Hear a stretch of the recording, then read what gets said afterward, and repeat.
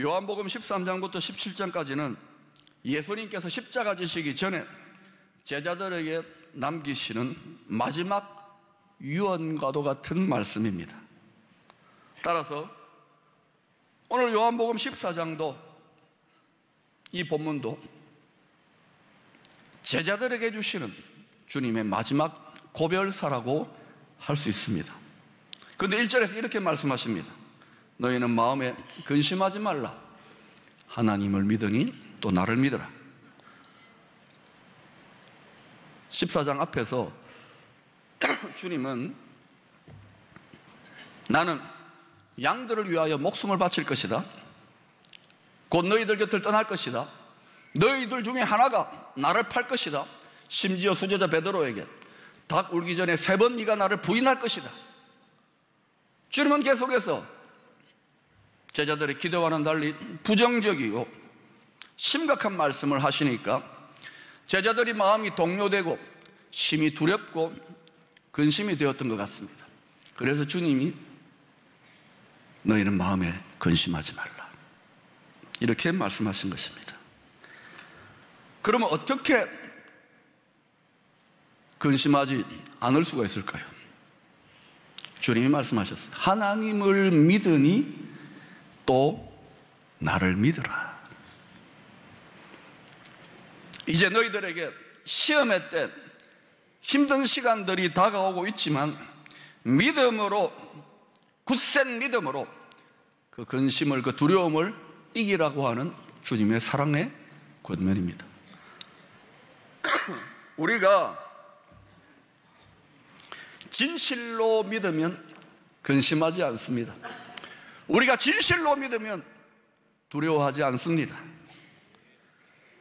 그런데 신구약 성경에는 두려워하지 말라, 근심하지 말라 이런 권면의 말씀들이 수백 번도 넘게 나옵니다. 무슨 뜻입니까? 이것은 하나님을 믿는 성도라고 할지라도, 심지어 예수님을 3년 동안 따라다니며 동고동락하며 훈련받은 제자들이라고 할지라도 흔들리지 아니하는 확고한 믿음,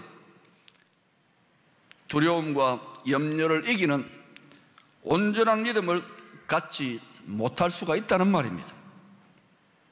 사랑하는 여러분, 힘든 시대, 어려운 세상을 살아가고 계십니다. 두려움이 있습니까? 근심이 있습니까? 그렇다면 여러분의 믿음이 아직은 그 모든 두려움과 근심을 능히 이겨낼 만한 강하고 담대하고 큰 믿음이 아니라는 말입니다.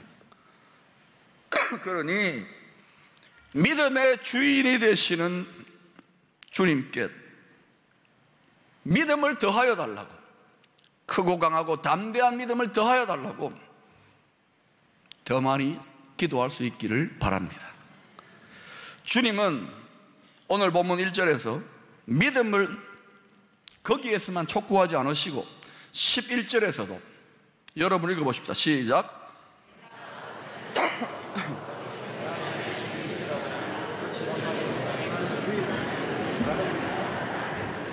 여기서도 계속 믿음을 촉구하시고 또 12절에서도 내가 진실로 진실로 너희에게 이르노니 나를 믿는 자는 내가 하는 일을 그도 할 것이요 또한 그보다 큰 일도 하리니 이는 내가 아버지께로 감이니라.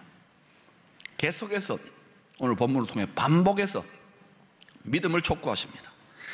내가 너희들 곁을 떠나간다고 할지라도, 너희들에게 어떤 힘든 일이 일어나 할지라도 믿음을 굳게 지키라는 권면입니다. 왜냐? 제자들에게, 성도들에게 믿음이 생명줄이기 때문에 그렇습니다. 예수님은 제자들에게 믿음을 촉구하시면서 나는 지금 너희들에 거쳐 곧 너희들이 살 집을 준비하기 위하여 떠나간다고 말씀하십니다. 그리고 살 집이 예비되어지면 다시 와서 너희를 내게로 영접하여 나 있는 곳에 너희도 있게 하겠다고 약속하십니다. 도대체 이 3절에서 주님이 말씀하시는 이 거처, 이 집은 무엇을 말씀하시는 것일까요? 많은 주석들을 보면 이 집은 성도들이 죽은 후에 가게 되는 천국, 저 하늘의 집을 말한다고 해석합니다. 물론 틀린 해석은 아닙니다. 그런데 14장 전체의 문맥을 살펴보면 이 거처는 그저 죽고 난 다음에 가는 천국이기도 하지만, 하늘의 집이기도 하지만, 앞으로 제자들 안에, 믿는 자들 안에 거하시는 예수의 영, 곧 성령님과 함께 살아가는 이 땅에서의 천국의 삶을 말한다고 보는 것이 더 타당할 것입니다. 전 세계적으로 1000만 부 이상이 팔린 로버트 멍어의 내 마음 그리스도의 집이라고 하는 책이 있습니다. 이 책은 이제는 믿는 자들의 마음, 그 영혼이 영으로 함께 하시는 예수 그리스도의 집이라고 하는 것을 아주 쉽게 설명한 책입니다. 예수님이 떠나가심으로 예수의 영, 보혜사 성령을 보내주셔서 우리 영혼을, 우리를 집으로 삼아서 우리와 영원히 함께 하시겠다고 하는 약속인 것입니다. 3절에 다시 오심은 예수님께서 심판의 주로 오시는 종말적 재림으로 볼 수도 있습니다. 그러나 십자가에 달리셨다가 부활하신 예수님이 보혜사 성령, 예수의 영을 보내심으로 제자들의 몸, 믿는 자들의 영혼을 거처로 삼아서, 집으로 삼아서 영원히 함께 하겠다고 하는 약속이기도 합니다. 그러니 내가 떠나가는 것 같지만 그렇지 않다. 너희들의 영혼, 너희들의 몸을 성전, 거처, 집으로 삼아서 영원토록 함께 하겠으니 나를 믿고 근심하지 말라고 하시는 말씀입니다. 6절에서 어디로 가시든지 그 길을 도무지 모르겠다고 근심하고 있는 도마에게 주님은 놀라운 선언을 하십니다. 여러분 읽어보십시다. 시작.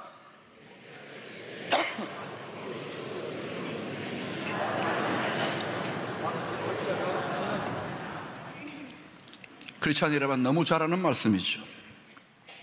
이 길과 진리와 생명은 셋으로 나뉘어져 있지만 실상은 하나입니다. 하나로서 하나님 아버지께 귀결되어집니다.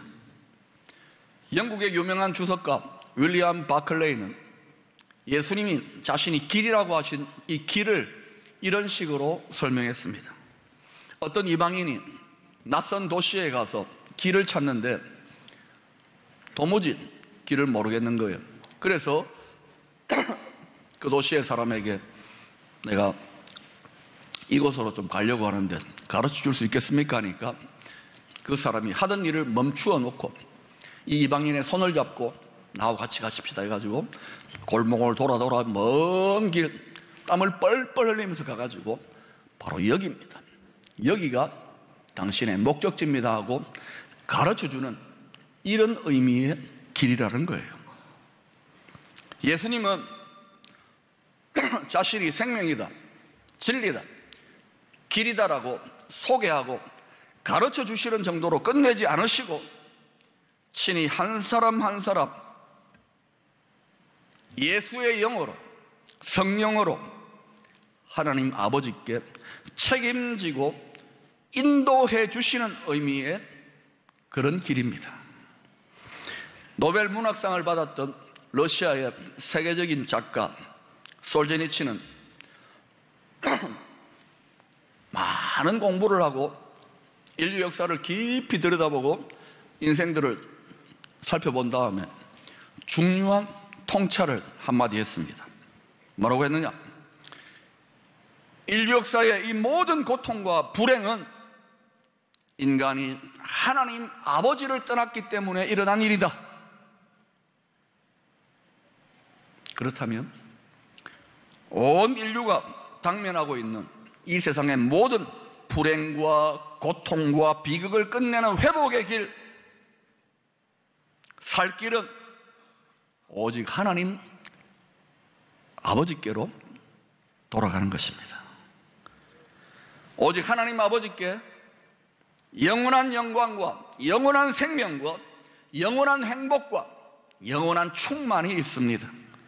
6절에서 예수님은 자신을 그 영원한 영광과 생명과 영원한 행복과 충만이신 하나님 아버지께로 인도하는 진리와 생명의 길이라고 선언하고 있는 것입니다. 다시 말하면 자신이 모든 인류와 온 세상의 문제를 완전히 해결할 수 있는 구원자요 구세주라고 하는 선언인 것입니다. 이 진리의 길, 이 생명의 길을 깨닫고 발견한 사람은, 이것이 정말 그러하다는 것을 진심으로 깨달은 사람은, 이 도를 깨달은 사람은 당장 오늘 저녁에 죽어도 여한이 없어야 정상입니다. 고린도전서 8장 4절 6절에는 이런 말씀이 나옵니다. 여러분이 읽어보십시다. 시작.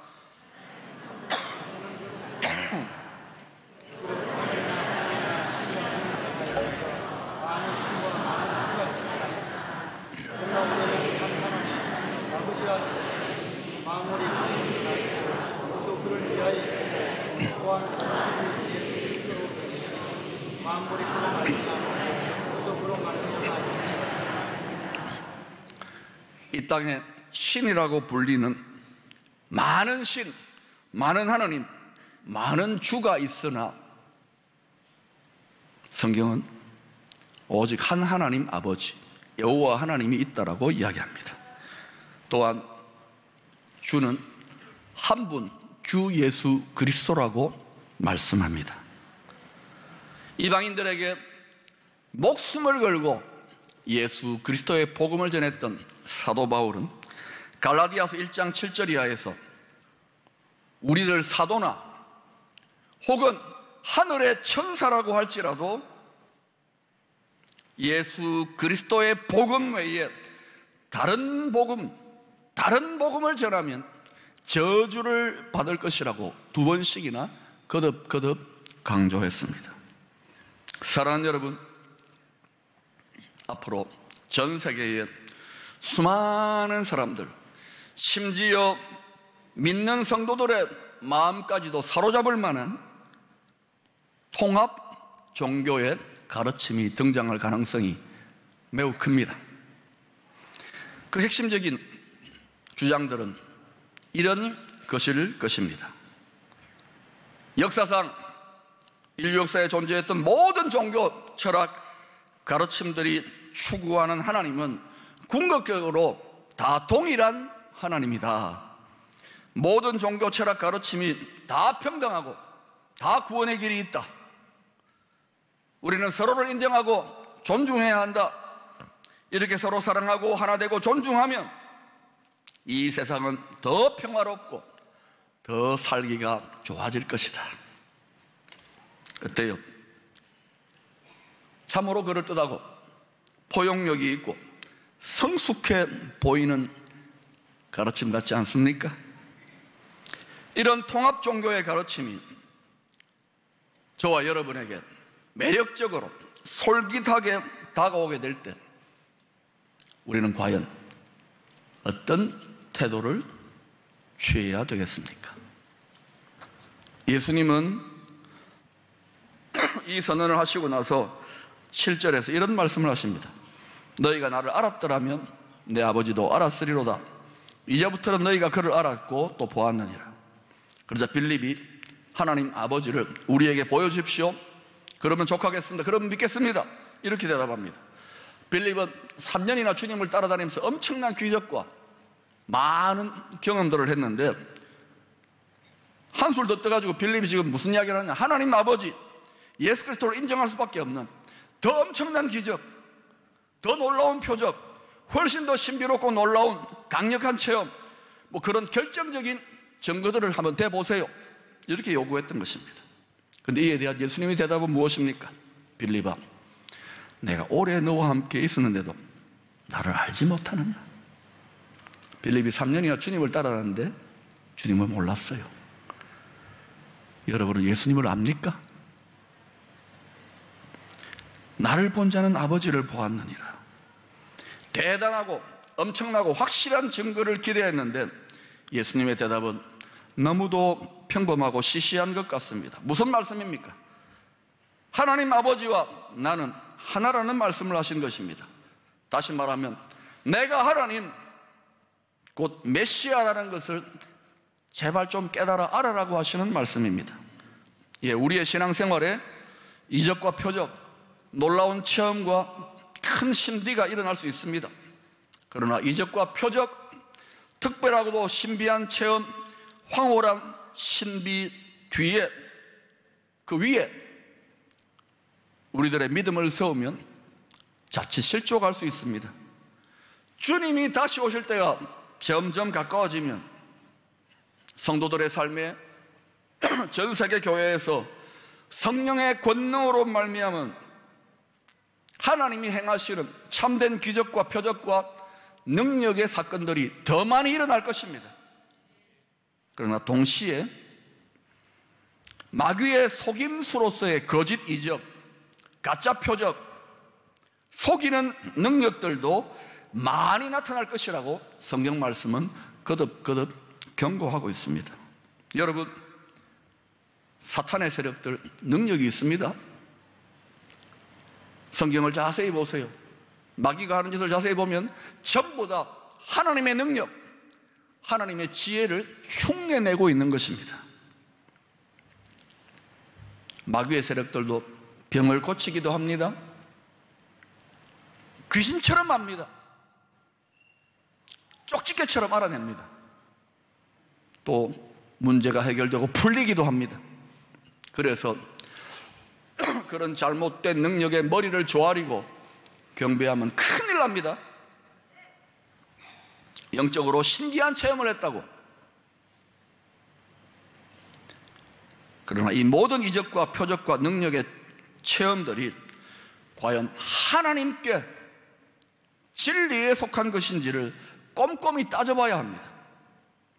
진리의 성경 말씀으로 참된 것인지 가짜인지 철저하게 꼼꼼하게 따져서 분별해야 하는 것입니다. 보험은 따지지도 묻지도 않고 들 수 있어요. 그러나 표적이 일어나고 능력이 일어난다고 해가지고 따지지도 묻지도 않으면 안 되는 거예요. 반드시 지혜와 계시의 성령 그리고 성경 말씀을 통하여 따지고 물어보고 꼼꼼하게 점검해야 되는 것입니다.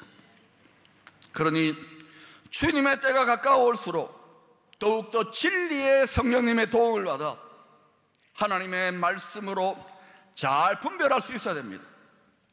미혹을 당하지 말아야 합니다. 믿음의 실력을 길러야 되고 성경을 통달해야 됩니다. 요즘은 이단 사이비들도 성경을 가지고 도전해 옵니다. 무장되어져야 됩니다. 훈련을 받고 공부를 해야 됩니다. 이제는 그저 형식적으로 믿는 것을 넘어서서 이기는 자가 되어야 되는 시대가 된 것입니다. 그러므로 순진한 표적신앙이 아닌 성경 말씀의 진리 위에 여러분의 믿음을 세울 수 있기를 축원합니다. 성경 말씀을 깊이 연구하고 묵상하고 기도하면서 오직 예수 그리스도가 길이요 진리요 생명이신 것을 확실하게 분명하게 깨달아 알 수 있게 되기를 축원합니다. 여기에 살 길이 있고 여기에 영광스럽게 이기는 길이 있다는 것을 확실하게 깨달아야 되는 것입니다. 호세아 선지자는 당시에 하나님의 백성들이 말씀에 대한 지식, 하나님에 대한 지식이 없어서 망해간다고 탄식했습니다. 사랑하는 여러분, 진리의 말씀으로 더욱더 무장해야 됩니다. 여러분의 자녀들 교회 학교 한번 보내는 것을 끝내지 마시고 여러분의 자녀들 손주들 기도하며 가르쳐야 됩니다. 다니엘서 11장 32절에는 이런 말씀이 나옵니다. 여러분 읽어보십시다. 시작.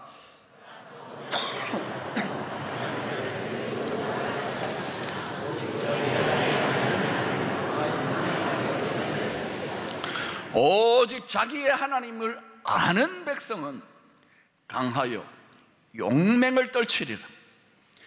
아무리 힘들고 어려운 시기라고 할지라도 하나님을 아는 지식, 예수 그리스도를 바로 알고 깨닫게 될 때 모든 인생과 이 세상의 근심과 두려움을 이기는 믿음으로 강하여 용맹을 떨치게 될 것입니다. 승리하게 될 것입니다. 저와 여러분의 믿음이 그 수준까지 가야 되는 거예요. 더 나아가서 오늘 말씀을 통하여 예수님은 제자들에게 단지 나를 믿음으로 근심하지 말라라는 정도의 권면을 넘어서서 더 놀라운 약속을 하십니다.